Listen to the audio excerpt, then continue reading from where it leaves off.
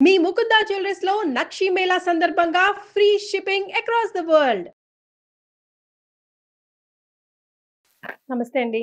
సూర్యోస్మి తల్లి, కనుమ పండుగ శుభాకాంక్షలు. మీకు కూడా కనుమ శుభాకాంక్షలు. ప్రేక్షకులందరికీ కనుమ పండుగ శుభాకాంక్షలు. మాకు కనుమ అంటే కక్క ముక్క మాత్రమే తెలుసు, కానీ నాకు తెలుసు మీ ద్వారా అసలైన పండుగ వివరాలు ఈరోజు ఈ ఎపిసోడ్లో తెలుసుకుంటామని. తప్పకుండా. సో మీరు ఎలా చేసుకునేవారండి కనుమ? అంటే కనుమ చేసుకోవడం అంటే కేవలం ఏదో అంటే మాంసాహారాన్ని నివేదన చేయటం కాదు. అంటే అది సాంప్రదాయంలో ఒక భాగం అయిపోయింది. అది ఆచారం కాదు. ఏ దేవీ దేవత అంటే దేవుళ్ళు అన్నామంటే మనిషి కన్నా ఉన్నతమైనటువంటి ఇది కలిగిన వాడు. మరి అలాంటప్పుడు సహజంగా ఒక మనిషి రూపంలో ఉన్న మనమే మన కళ్ళెదురకుండా ఏదైనా జీవికి ఇబ్బంది తగిలితే అయ్యో పాపం అన్నప్పుడు కర్కశంగా మనం తినాలి అనుకున్నప్పుడు మనమే కట్ చేస్తూ ఉంటాం. నేను కూడా చేయించాను, నేను కూడా అలాగే ఉన్నాను. అంటే ఎదిగే కొలిది మనలో వచ్చేటువంటి పరిణితి, మార్పు, జీవ పరిణామక్రియ, అది కూడా ఆ జీవి తన జీవ పరిణామక్రియకి మనం అవరోధాలు అవుతున్నాం. మరి ఈ సాంప్రదాయం ఎక్కడి నుంచి వచ్చింది? మరి ఈ తప్పు అన్నప్పుడు ఈ సాంప్రదాయం మనలోకి ఎలా ప్రవేశించింది అంటే ఈ కనుమ అనగానే మనం అమ్మవారిని తీసుకురావటం, అమ్మవారిని సంస్కరించడం ఇవన్నీ చేసిన తర్వాత అమ్మవారు అంటే సహజంగా ఒక గ్రామానికి ప్రారంభం బొడ్డురాయి ఉంటుంది. అక్కడ నుంచి గ్రామం స్టార్ట్ అవటం, దాన్ని పరిధిగా తీసుకుని గ్రామ దేవతల్ని గ్రామ పొలిమేరల్లో ఉంచటం, ఇవన్నీ సాంప్రదాయంగా జరిగేవి. ఇక్కడ దుష్టశక్తులు అంటే ఆ రోజుల్లో అంటే ఖాళీ ప్రదేశాలు ఎక్కువగా ఉండేవి, జనాలు తక్కువగా ఉండేవి. జన ఆవాసం లేని చోట్లలో దుష్టశక్తులు ఎక్కువగా సంచారం చేస్తూ ఉంటాయి. అంటే సూసైడ్ చేసుకున్న వాళ్ళు, యాక్సిడెంట్లో మరణించినటువంటి, అంటే పంచకోశాలు తెగని, భగవంతుడి యొక్క సూత్రం తెగిపోయి, అంటే ఇప్పుడు చేయకూడని పని చేయడం వల్ల ఆత్మకి సూత్రానికి భగవంతుడికి మధ్యలో కనెక్షన్ ఉంటుంది. ఇది మన సహస్రారం నుంచి కనెక్ట్ అయి ఉంటుంది. అవి తెగిపోతాయి మనం చేయకూడని పనులు చేయడం ద్వారా. ఇప్పుడు అటు పైకి వెళ్ళలేము, ఇటు కింద ఉండలేము. ఉండడానికి భౌతిక దేహం లేదు, పైకి వెళ్ళడానికి ఆత్మ సహకరించట్లేదు ఆ సిగ్నల్స్ లేక. అలా సంచరిస్తున్నటువంటి దుష్టశక్తుల్ని నిరోధించడానికి అమ్మవారు గ్రామదేవతగా, గ్రామాన్ని రక్షించే దేవతగా అక్కడ ఉంటుంది. అలాంటి సందర్భాల్లో ఇలాంటి వాటికి మనం చెక్ పెట్టాలని, అంటే జీవితం అయిపోయి అంటే ఒట్టిపోయి ఇక అనారోగ్యంతో ఆ జీవ పరిణామక్రియలో నెక్స్ట్ లెవెల్ వెళ్ళాలి, కానీ వెళ్ళలేకపోతుంది, అనారోగ్యంతో బాధపడుతుంది. అలాంటి వాటి జీవితాలని సాక్రిఫై చేస్తాయి. దాని జీవితం అయిపోయింది, బాధపడుతూ ఉంటుంది, దానికి తెలుసు వెళ్ళిపోవాల్సిన సమయం వచ్చిందని, కానీ వెళ్ళడానికి ఇంకా అవకాశం లేదు. అప్పుడు మనుషుల యొక్క సహాయం, వృద్ధాప్యంలో ఉన్నటువంటి జీవాలని వాటికి బలిదానంగా ఇవ్వడం ద్వారా అవి మన అభ్యున్నతికి వాటి జీవితాన్ని త్యాగం చేస్తాయి. అప్పుడు ఒప్పుకుంటాయి. వయసులో ఉన్నాయి, ఎదుగుతూ ఉన్నాయి, స్పృహ ఉంది, అలాంటి జీవుల్ని తీసుకొచ్చి కట్టేసి బిగించి ప్రాణం తీయడానికి చేసే ప్రయత్నం వల్ల శాపనార్థాలు ఎక్కువ ఉంటాయి, నెగిటివ్ ఎనర్జీ ఎక్కువ ఫామ్ అవుతుంది. అప్పుడు వాటిలో జీవం అయిపోయింది, ఏజ్ అయిపోయింది కదా, జీవం అయిపోయింది, లేజీగా ఉంటాయి, అవేమీ బాధపడవు. అప్పుడు అట్లా పెయిన్ ఉంటుంది కానీ అంత పెయిన్ ఉండదు, అంత తిరుగుబాటు ఉండవు, ఎందుకంటే ఓల్డ్. అలాంటి వాటిని సాక్రిఫై చేసేవారు. వాటిని తీసుకెళ్ళి పొలిమేరలో బలి దానం చేసేసిన తర్వాత అక్కడ వదిలేసి వచ్చేసేవారు. ఇప్పుడు వేరే వాళ్ళకి ఇచ్చేసింది, ఆఫరింగ్ చేశారు, మళ్ళీ మీరు మనకి తెచ్చేసుకుని మొక్క ఎట్లా తినేస్తారు? అది మీరు పెద్దమ్మ తల్లి దగ్గరికి వెళ్ళి మొక్కుకున్నారు, నాకు ఈ కోరిక నెరవేరితే నీకు కోడిని కోస్తాను, నీకు కోడిని కోస్తాను, కోసేసావు, దాన్ని తీసుకొచ్చి వండుకుని తినేస్తావా? తప్పు కదా.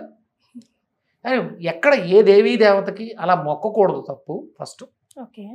ఒకవేళ మొక్కితే అవి బాగా ఏజ్ అయిపోయి ఇక వాటి జీవితానికి నువ్వు చేసేది సపోర్ట్ అవ్వాలి, నెక్స్ట్ ఇన్కార్నేషన్కి వాటికి నువ్వు సపోర్ట్ చేసే విధంగా ఉండాలి తప్ప దాని జీవ పరిణామక్రియకి నువ్వు అడ్డం వచ్చేలాగా ఉండకూడదు. అవి చేస్తాను ఇక్కడ, అదే ఉంటుంది. అందుకని ఆ తర్వాత ఇప్పుడు అందరికీ కూడా మనం అంటే పూర్వం వ్యవసాయం అంతా కూడా పశువుల మీద ఆధారపడి, జీవనాధారం అంతా కూడా పశువులే, మేకలు కానీ కోళ్ళు కానీ ఇవన్నీ కూడా మనకి వచ్చేటువంటి దుష్కృతుల నుంచి, అంటే కోళ్ళు చిన్న చిన్న పురుగుల నాటిని కూడా తినేస్తుంటాయి, మేకలు మనకి పాలిస్తాయి, అవి ఇవన్నీ కూడా ప్రతిదీ మనకి సహకరించేది. అందుకని చెప్పేసి ఏం చేసేవారంటే బూడిద గుమ్మడికాయ బలి, కూష్మాండ బలి. ఒక కూష్మాండం 100 జీవులతో సమానం. అంటే ప్రతిదానికి ప్రత్యామ్నాయం ఉంటుంది. అలాగే మినప గారి కూడా మాంసంతో సమానం. తినకూడదండి అయితే? కాదు, అంటే జీవహింస కాదు అది, కానీ అవతల జీవికి, మనల్ని ఇబ్బంది పెట్టే జీవికి ఇది నివేదన, నైవేద్యము. బూరెలును, వడలు, గారెలు, మినప పిండితో చేసినటువంటి 3 రకాల పప్పులతో చేసే గారెలు, ఇవన్నీ కూడా తీసుకెళ్ళి అక్కడ పొలిమేరలో అమ్మవారిని తీసుకెళ్ళి అక్కడ పెట్టి సాగనంపి అక్కడ ఈ దుష్టశక్తులన్నింటికి కూడా నివేదన చేసేవారు.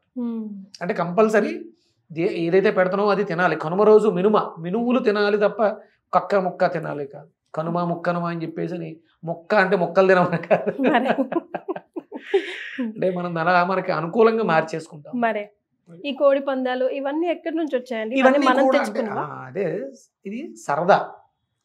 వాటిలో అంటే అవి నిజంగా ఏమి వాటికి కక్ష ఉండదు, మనం అలా తయారు చేస్తాం అంతే తప్ప అది మంచిది కాదు. ఓకే, మనకు ఆనందాన్ని ఇస్తుంది. అంటే చంపేసుకుని, అంటే కత్తులు కట్టి బెట్టింగులు కాసుకుని జోదంలా చేస్తే మాత్రం అది తప్పు. సరదాగా మనం ఆనందించడం కోసం 2 కోళ్ళ మధ్య పందెం పెట్టడం అనేది తప్పేం కాదు. అది సరదాగా వచ్చినటువంటి ఆచారంలో అది సాంప్రదాయం కాదు. అది ఎక్కడ కూడా అంటే ధర్మంలో ఏది ఉండదు ఇది. అందుకని జోదం ఆడిన వాళ్ళు ధర్మరాజు జోదం ఆడడం వల్ల కదా రాజ్యాన్ని కోల్పోయి తనకున్న సంపదలను కోల్పోయి అరణ్యంలో తిరగాల్సి వచ్చింది. అంటే జోదం ఆటల మనం ఇబ్బంది పడతాం. అది సరదాగా చేస్తే అది తప్పేం కాదు, అవి చేసుకోవచ్చు. అంటే ఆ జీవుల్ని హింస, అంటే వాటి కాళ్ళకి కత్తులు కట్టి అది పాపం, అది చాలా పాపం. సరదాగా చేసుకునే పనులన్నీ కూడా అంటే పండగ అంటే ఆనందం కోసం చేసుకునేది. అంటే మామూలుగా అయితే గ్రామాల్లో జాతరలు జరుగుతాయి. ముందు రోజు జాతర జరుగుతుంది, తర్వాత రోజు తీర్థము, ఇక ఆనందంగా రంగుల రాట్నాలు ఎక్కటాలు, జైంట్ వీళ్ళు, ఇలాంటివి చాలా రకాలు ఇప్పుడు ఫెసిలిటీస్ బాగా పెరిగినాయి. వాటిలన్నిటితోటి ఆనందించవచ్చు. ఒక జీవుల్ని ఇబ్బంది పెట్టి చేతిలో మందు బాటిల్ పట్టుకొని ఆనందించడం, డబ్బులు తగలేసుకోవడం, అప్పులు అయిపోయి సంక్రాంతి వెళ్ళిన తర్వాత ఎవరికి ఎంత అప్పు ఉంది, ఎంత బాగొట్టుకున్నాడు, ఎంత అప్పులు తీర్చాలి అనే ఈ బాధలు ఉండవు. ఈ పండగ అనేది ఎందుకు జరుపుకున్నా ఆనందంగా జరుపు. ఈ ఆనందం మళ్ళీ సంవత్సరం వరకు గుర్తుండాలి. అది బ్యాడ్ మెమొరీగా కాదు, మళ్ళీ తలుచుకుంటే ఆనందాన్ని ఇచ్చేలా, మళ్ళీ మనలో ఉత్సాహం వచ్చేలా, ఇంకా బాగా జరుపుకునే విధంగా ఉండాలి తప్ప 2025 సంక్రాంతి ఈ రకంగా వచ్చింది, ఇప్పుడు 2026 ఏ రకంగా వస్తుందో, 10 లక్షలు కాస్త 25 అవుతుందేమో అన్నట్టుగా ఉండకూడదు. అందరి జీవితాల్లోనూ ఆనందం నింపడం కోసం అమ్మవారు పొలిమేరను వదిలి గ్రామంలో ప్రవేశించి మళ్ళీ మనల్ని అందరినీ ఆశీర్వదించి మళ్ళీ గ్రామ పొలిమేరలోకి వెళ్ళిపోతుంది. సాగనంపాం. అక్కడ దుష్టశక్తులు మన గ్రామాల్లో ప్రవేశించి మనల్ని ఇబ్బంది పెట్టకుండా వాటికి నివేదన చేసాం.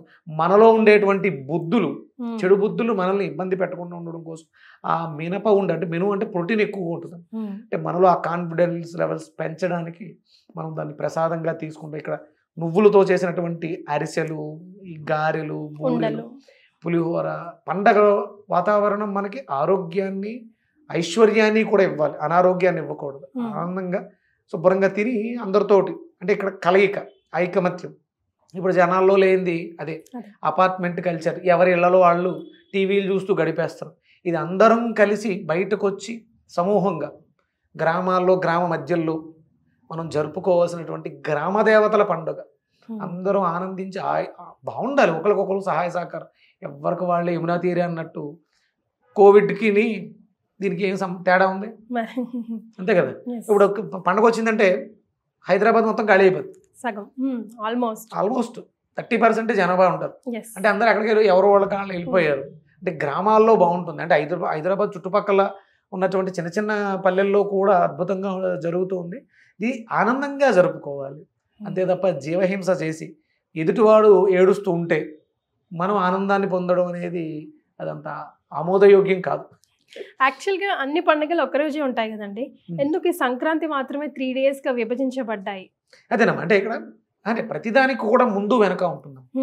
ఇక్కడ కేవలం అంటే మనం జరుపుకునేది ఇది మకర సంక్రాంతి అనేది మాత్రమే ఎక్కువగా జరుపుకుంటాం. సంక్రాంతి, ధనుర్మాసము, మకరం తర్వాత కుంభ సంక్రాంతి అని జరుగుతుంది. కుంభంలోకి వెళ్తాడు. మనం చేసుకోగలిగితే చెయ్యట్లేదు కాబట్టి ఇలా బాధపడుతూ ఉన్నాం. కరెక్ట్గా పుష్కరం కాలం పాటు ఈ ఉత్సవాలని కలియుగ దైవం అయినటువంటి వెంకటేశ్వర స్వామి జరిపారు. ఆయన కలియుగ దైవం వెంకటేశ్వర స్వామి అవడానికి ముందు 12 సంవత్సరాల పాటు, ఏంటమ్మా 12 సంవత్సరాల పాటు ప్రతి సంక్రాంతిని జరిపాడు ఆయన. అందుకని కలియుగానికి దైవం అయ్యాడు.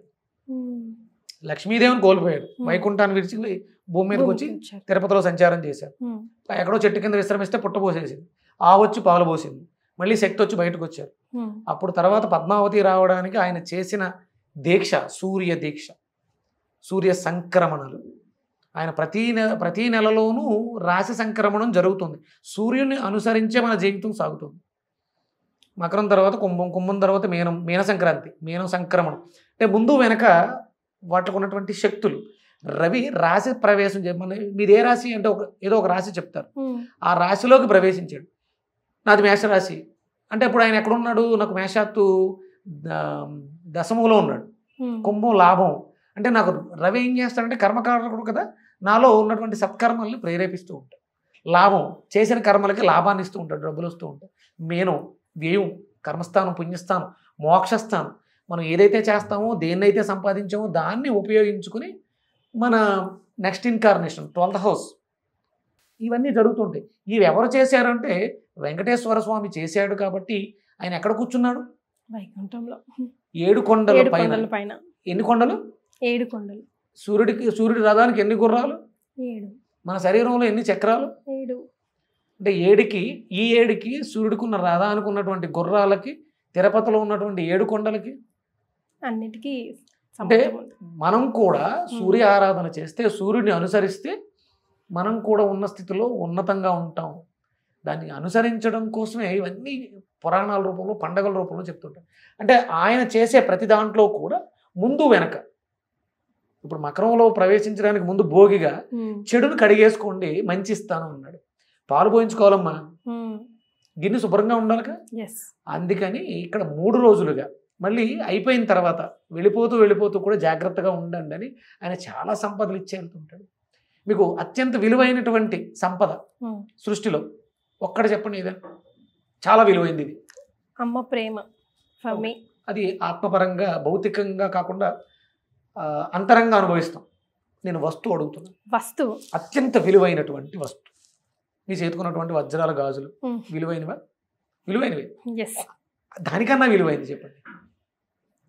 బంగారం, వజ్రాలు, నగలు ఉన్నట్టు కదా. అంటే మనకు కావాల్సినవి. శమంతకమణి విన్నారు ఎప్పుడో పేరు? మణి. శమంతకమణి. శమంతకమణి. అందుకే మనకి వినాయక చవితి కథ చదివేటప్పుడు శ్రీకృష్ణ పరమాత్మకు సంబంధించిన ఒక కథలో వస్తుంది. సత్రాజిత్తుడు మహారాజు దగ్గర సమంతకమని ఉంటే శ్రీకృష్ణ పరమాత్మ అడుగుతారు, అది నాకు ఇవ్వు, నేను రాజుని కదా, అందరికి ఉపయోగపడదు అంటే. ఆయన రాజు సమంతకమని, సత్రాజిత్తు మహారాజు, ఆయన ఉపాసన చేయడం ద్వారా ఆయనకి వరంగా వస్తుంది ఆ సమంతకమని. అది రోజుకి 10 బారుల బంగారం, అంటే 1000 కేజీల బంగారం తయారు అవుతూ ఉంటుంది దాంట్లోంచి. అదే ఆయన అడుగుతారు శ్రీకృష్ణ పరమాత్మ, నేను ఇవ్వను అంటాను. అంటే శ్రీకృష్ణుడు కన్నా విలువైంది కదా అని కదా అడిగాడు ఆయన. అది ఇవ్వలేదు ఆయన, అది దొంగిలించారు అని అపనింద పడింది శ్రీకృష్ణ పరమాత్మ. ఆయన భగవంతుడు కాబట్టి తన మీద పడిన అపనిందాన్ని తొలగించుకోవడానికి చేయాల్సినవి చేసి అది మళ్ళీ తిరిగి ఆయనకి అప్పచెప్పడం జరిగింది. అంటే అంత విలువైంది సమంతకమణి. అది ఇచ్చింది ఎవరు? సూర్యనారాయణమూర్తి. ఎవరికి? సత్రాజిత్తుడికి. మనం ఇందాక ధర్మరాజు గురించి మాట్లాడుకున్నాం. అక్షయ పాత్ర ఒకటి ఉంది ద్రౌపది చేతిలో, ఎవరిచ్చారు? సూర్యనారాయణమూర్తి. కలియుగ దైవానికి వెంకటేశ్వర స్వామికి ఇంతటి కీర్తిని ఎవరిచ్చారు? ఆయనకి గోవింద గోవింద అంటాం కదా, ఆయన గోవిందుడు కాదు. గోవిందుడు అంటే సూర్యుడే. సూర్య కిరణాలకి గోవులు అని పేరు. సూర్య కిరణాలని గోవులు అంటాం, అలాగే గోమాతని గోవు అంటాం. ఎప్పుడన్నా ఆవు పాలు గురించి విన్నారా? అందులో సూర్యశక్తి ఉంటుందని. అంటే గోవులో ఉంటుంది సూర్యశక్తి, అందుకని అది గోవైంది, అందుకని చాలా పవిత్రమైంది. ఆయనకి ఇష్టమైనది గోవిందుడు. ఆయన్ని 12 సంవత్సరాల పుష్కరం కాలం పాటు దీక్ష చేసి పద్మాలను సమర్పించాడు కాబట్టి ఆయనకి పద్మావతిని ఇచ్చారు సూర్యనారాయణమూర్తి. ఇంతకన్నా విలువైంది ఏమీ చేయక్కర్లేకుండా ఎవరినిస్తారన్నా? భగవంతుడిని ప్రత్యక్షం చేసుకోవడానికి తపస్సు చేయాలి, ఏమక్కర్లే. శుభ్రంగా నైట్ త్వరగా పడుకుని పొద్దుటే లేచి కళ్ళు నులుముకుని అలా చూస్తే కనిపిస్తే దర్శనం ఇస్తాడు. తపస్సు చేయక్కర్లే, కనిపించాడు, దండం పెడితే చాలు, అనుగ్రహించేస్తాడు ఆయుష్. ఆరోగ్యమే భాస్కరాధీనం, ఆరోగ్యమే మహాభాగ్యం. ఇది సూర్య అనుసంధానంగా నడుస్తుంది కాబట్టి 3 రోజులు ముందు వెనక రాశి సంక్రమణం. ఒక్కొక్కరిది ఒక్కొక్క రాశి, మీదొక రాశి, నాదొక రాశి, లగ్నం, ఇవన్నీ ఆయన సంచారంతో మన జీవితాలు సార్థకత్వంలోకి ప్రవేశిస్తున్నాయి. అందుకని సూర్య ఆరాధనలు పెరగాలి. మనకి మకర సంక్రాంతి యొక్క అర్థం అదే. మకరంలోకి ఆయన ప్రవేశించాడు, చీకటిని ఛేదించుకుంటూ జ్ఞాన జ్యోతుల్ని వెలిగిస్తాడు. మనందరం ఎవరు? ఆయన పిల్లలు, భారతీయులు. మనందరం భారతీయులం కదా. అంటే ఇప్పుడు నేను క్రిస్టియన్, నేను హిందువుల్ని దండం పెట్టను, నేను ముస్లిం కదా, మనం అందరం భారతీయులు. భా అంటే ఏంటి? కాంతి. రథ అంటే మక్కువ. కాంతి మీద మక్కువ కలిగిన వాళ్ళం మనం భారతీయులు అంటే అర్థం అది. కాంతి అంటే జ్యోతి కదా, వెలుగు ఇచ్చేవాళ్ళు ఎవరు? సూర్యనారాయణమూర్తి. మనకి తూర్పున సూర్యోదయం జరుగుతుంది, భారతదేశంలో సూర్యోదయం తర్వాత మిగతా దేశాల్లో జరుగుద్ది. అందుకని జ్ఞానం అంటూ అభివృద్ధి చెందితే, ప్రసరింపజేయగలిగితే, భారతదేశం నుంచే వెళ్ళింది ఇతర దేశాలకి, అది సూర్యుడి ద్వారానే అయింది. భారతీయులు అందరూ సూర్య ఆరాధకులం. ప్రతి పండగ సూర్యుడిని అనుసంధానం చేసుకుని వెళ్తూ ఉంటాం. చంద్రుడు వెలుగుతాడు కదా సాయంత్రం, ఎక్కడి నుంచి? ప్రత్యక్షంగానే పరోక్షంగా సూర్యకాంతితో ఆయన రిఫ్లెక్ట్ అవుతాడు. అంటే వీళ్ళిద్దరిని కలిపి అశ్విని దేవతలు అంటారు. సూర్యాస్తమయం అవుతుంది, చంద్రోదయం జరుగుతుంది, ఆ మధ్యలో ఉన్న కాలాన్నే తదాస్తు దేవతలు అంటారు కదా. అశ్విని దేవతలు తిరుగుతుంటారు ఆ టైంలో, ఇలా అనుకో తదాస్తు అంటారు. వీళ్ళిద్దరు కలిసిన సమయాన్ని అశ్విని కాలం అంటారు. తదాస్తు దేవతలు ఉంటారు అంటే మీరు ఏదైనా అనుకుంటే అయిపోతుంది ఆ సమయంలో.